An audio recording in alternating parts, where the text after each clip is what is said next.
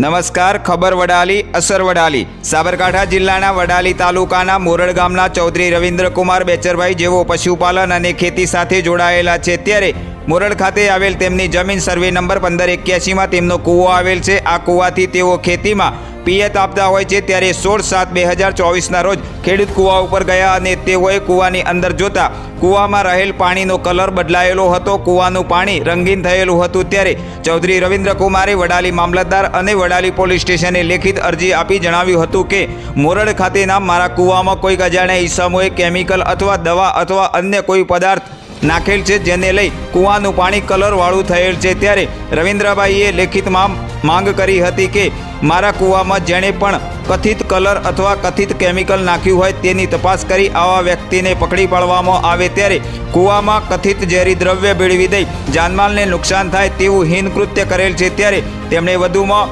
જણાવ્યું હતું કે અમને આર્થિક રીતે નુકસાન પહોંચાડવા અથવા તો અમોને નુકસાન પહોંચાડવા કોઈક અજાણ્યા ઈસમોએ કથિત ઝેરી દવા કે કેમિકલ ભેળવેલ હોય તેવી સ્થિતિનું નિર્માણ થયું છે. ત્યારે અરજદારે અરજી આપી અને અરજીમાં જણાવ્યું હતું કે વડાલી તંત્ર અને મામલતદારને લેખિત જાણ કરી હતી કે અમારા કૂવાની તાત્કાલિક ધોરણે તપાસ થાય અને સ્થળ સ્થિતિનું નિરીક્ષણ કરી વધુ કાર્યવાહી થાય તે બાબતે અરજીના આધારે વડાલી પોલીસ તંત્ર અને મામલતદાર કચેરી દ્વારા તાત્કાલિક ધોરણે મોરડ ખાતે જઈ કૂવાની અંદર તપાસ કરી વધુ તપાસ હાથ ધરી હતી. ત્યારે જે હોય તે પણ હાલ તો મોરડ ગામના જગતના યુવા તાત ચૌધરી રવિન્દ્રકુમારના કૂવામાં કેમિકલ કે ઝેરી દવા કે અન્ય દ્રવ્ય કે પદાર્થ કોણે કયા આશયથી કયા અને કયા કારણોસર અને શું કામ કૂવામાં કેમિકલ કે દ્રવ્ય નાખ્યું તે બધા પ્રશ્નોના જવાબ હજુ મળ્યા નથી. ત્યારે હવે જોવાનું એ રહ્યું કે કૂવામાંના પાણીમાં કોણે શું કામ આવું કર્યું. આ બાબત ઉપરથી ક્યારે પડદો ઉચકાય છે તે જોવાનું રહ્યું.